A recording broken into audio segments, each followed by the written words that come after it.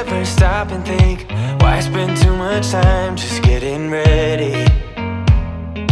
Let me be honest, I don't know a single thing that I haven't done to make you notice me. Let me be real here. When I see you, my heart starts racing, but I don't know if I like this chasing and playing and waiting around. It's a shame that my hands... Hey you guys, welcome to another week of What's for Dinner. This week was only me and Luke, and I was not very much in the mood to cook a lot, but we did cook 3 times this week, and I started with a crock pot meal, which I don't normally use, but I was having an appointment later this day, so I really wanted to go ahead and get dinner started, and so I decided to try barbecue pulled chicken sandwiches to see how we liked it.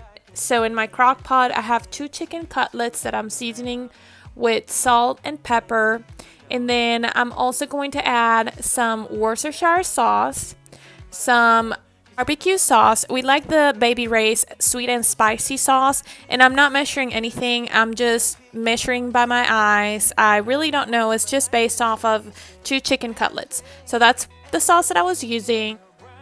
I also added a healthy pinch of this brown sugar and bourbon seasoning because why not? I thought it was gonna go well with this type of chicken.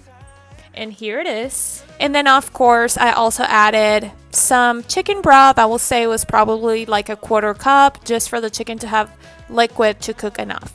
Last thing, I decided to dice up an onion and toss it in there because it's more flavor, and that's just me improvising as I cook with no recipe whatsoever.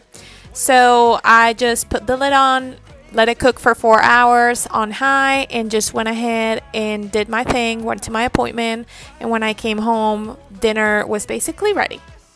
When I came home, I decided to put some waffle fries in the air fryer.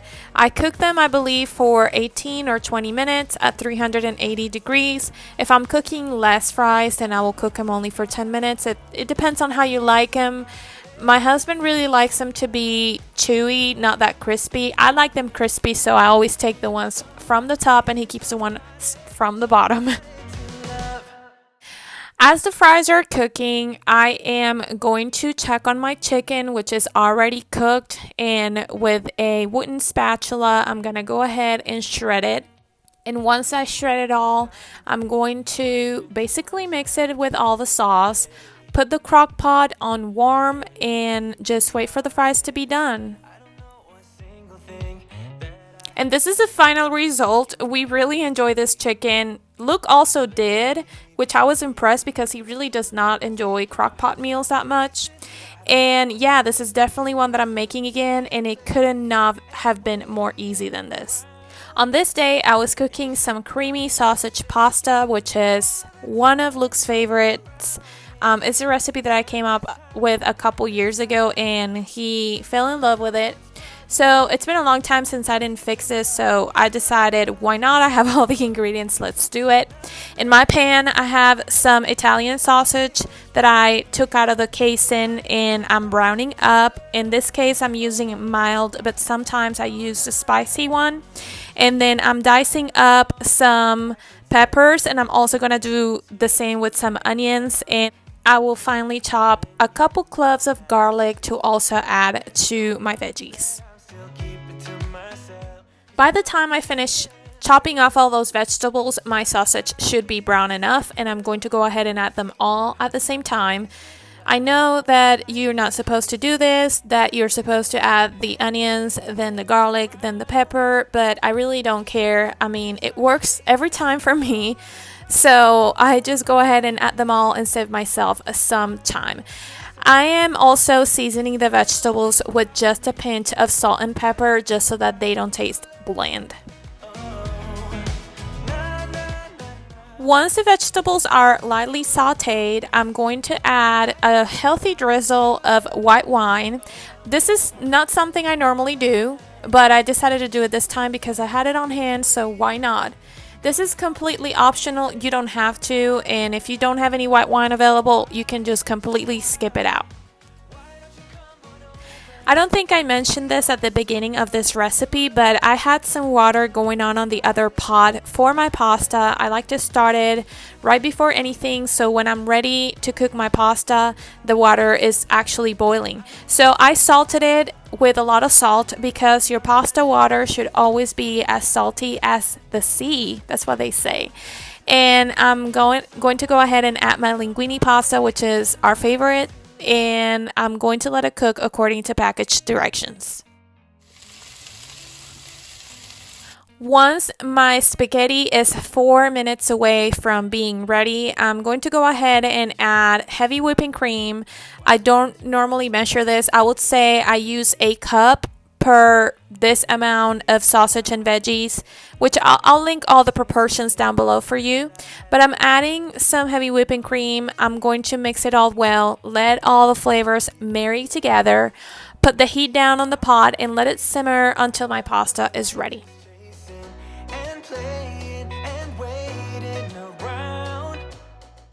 Once my spaghetti is cooked al dente, I'm going to go ahead and drain it, add it to my sauce, add some fresh parsley, only if you have it available. That's something that's totally optional as well. And I'm going to mix it all well. And once the spaghetti is coated in that creamy, glorious deliciousness concoction, I'm going to turn the heat off, and oh my god, look at that. I'm just getting hungry just by watching this footage right now. And this is my plate. I gotta say, if you have the white wine and the fresh parsley available, don't hesitate on using it, because I do believe that those two ingredients brought this plate to the next level. But if you don't have them, it's going to be okay and it's going to be delicious. Trust me. We went for seconds and we definitely really enjoy this meal. Alright you guys, so for today's dinner, I'm going to make a creamy chicken mushroom skillet. The recipe is going to be linked down below, but in here I have all my ingredients. This is a new recipe for me, and therefore I wanted to have my mise en place ready. In here I have, of course, my chicken cutlets. Those are two really small and thin chicken breasts that I had sliced in half. I have olive oil. That's my cup of coffee. That's not part of the recipe. I have some white wine vinegar, heavy whipping cream, white wine, flour, but this is gluten-free flour. I got a combination of salt, pepper, garlic powder. I have a combination of chicken broth and water. I have butter. I have a cornstarch slurry, and I also have some thyme. The recipe calls for fresh thyme, but I'm using the dry thyme today. And then for the vegetables, I have mushrooms. I have one shallot that I have thinly diced, and then I have a couple garlic cloves. And this recipe also calls for Dijon mustard. I don't like Dijon mustard, so I just left it out of the recipe. Okay, so the first thing I'm going to do is combine the condiments or the seasonings here with the flour and mix it all very well.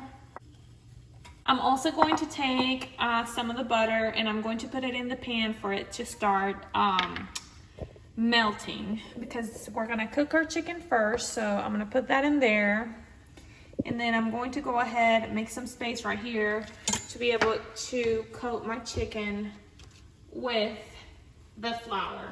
While my butter melts, I'm gonna go ahead and take my chicken and cover it all up with the flour and the seasoning mixture we did. And just as I do that, I'm going to go ahead and put it in the pan where my butter is already melted.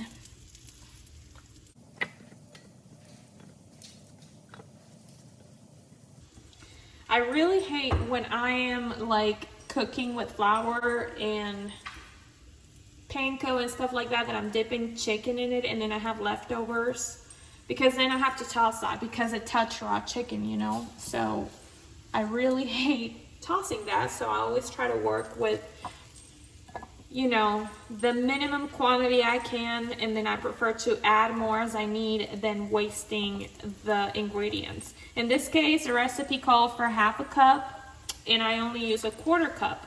I'm using also less chicken than what the recipe called for, but I think this is what I'm going to be left with, that I'm going to have to toss away, and it could be worse, but it's okay.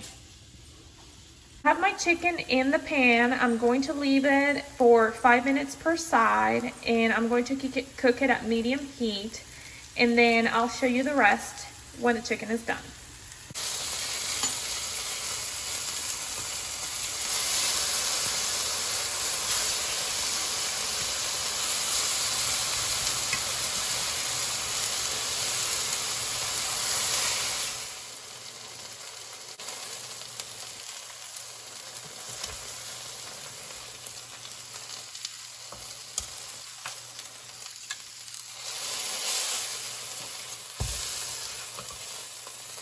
Okay, so my chicken is ready, and I'm going to add the rest of my butter. And I'm also going to add probably like a teaspoon of olive oil so that my butter does not burn in the pan. Now that this is melted, I'm going to go ahead and add my mushrooms and let them cook for a little bit before I add the rest of my veggies going on in here.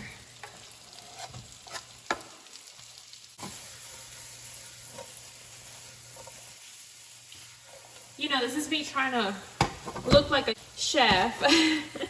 Here I have some rice going on, and in the other pan I have some more chicken for my dog because she loves chicken. So I always boil her a little bit and give it to her with dinner.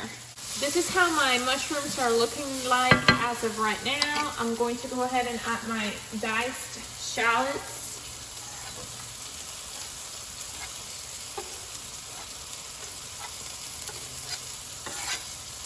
And then I'm going to grab my garlic press and crush a couple cloves of garlic in there. You know, this right here, oh my God, smells so good.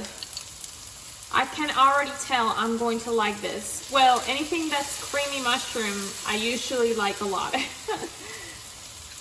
Okay.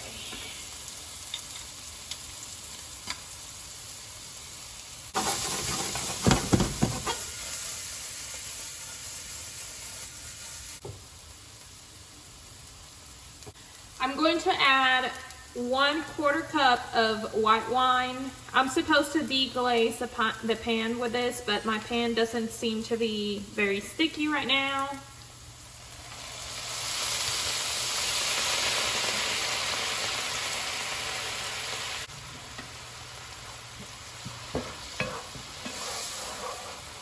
I'm going to let the alcohol of the wine cook a little bit before I add the rest of my ingredients. I'm going to add my dry thyme. I think that's enough. I don't want it to be overpowering the flavor of the mushroom and the wine, so I just added that much. And then the wine seemed to have cooked down already, so I'm going to add 1/4 cup. The recipe calls for 1/2 cup, but I'm fixing less chicken, so I'm gonna add 1/4 cup of heavy whipping cream. And then to that, I'm going to add a cup of chicken broth. And then I'm gonna turn this up a little bit. And then lastly, I'm going to add my cornstarch slurry, which is not a slurry anymore because it settled down in the cup. So now all the cornstarch is in the bottom. So I'm gonna mix it really quick in there. And then I'll add it to my mixer. I'm going to let that come to a simmer, or should I say, I think it's a boil. Yeah, it has to come to a boil for the cornstarch to react with the rest of the ingredients and actually thicken up the sauce. So I'm gonna let it do that, and then after that I'll add my chicken back into the pot and cook it for a few more minutes. Okay, so my sauce has been simmering for probably like 5 minutes now. I did end up adding a little bit more of the heavy whipping cream because I thought the sauce was looking very thin. So I'm gonna give it a little bit more because I feel like it's not thick enough yet. So I lift the heat up a little bit. I'm gonna let it simmer for a few more minutes and see what this does, because this is not really in my eyes, I don't think it's coming all together just yet, just for me to add the chicken. So let's wait a little bit more and see what happens. This is reducing a little bit, which is good. I can now see the sauce coming together. So I'm going to put it back to a simmer temperature. I'm gonna bring it down to 2 in my electric kitchen. And I'm going to add my chicken back in so that the chicken can be coated and heat up with the sauce.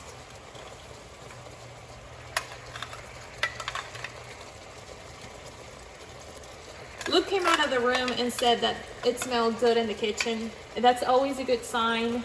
To me, it really smells good. I think this is a really good recipe so far. We're gonna have to just try and see how everything came together. So while the chicken was cooking, I whipped up a quick salad. It is just romaine lettuce, cherry tomatoes, crispy cucumbers. The one that are small ones, that's the one that I like to buy at the store for the salads. Some feta cheese that I crumbled, and some Italian dressing I like the one from Olive Garden. Here's the chicken. It looks really good. It's been simmering for around 5 minutes since I added to the pan. And then here's my rice. And this is my plate, and I gotta say this recipe was delicious. Next time I will add a little bit more salt to the chicken, but other than that, it's definitely a make again recipe. Thank you so much for watching, friends. That's everything for today. Do not forget to subscribe if you haven't already, and I'll see you in the next one. Bye.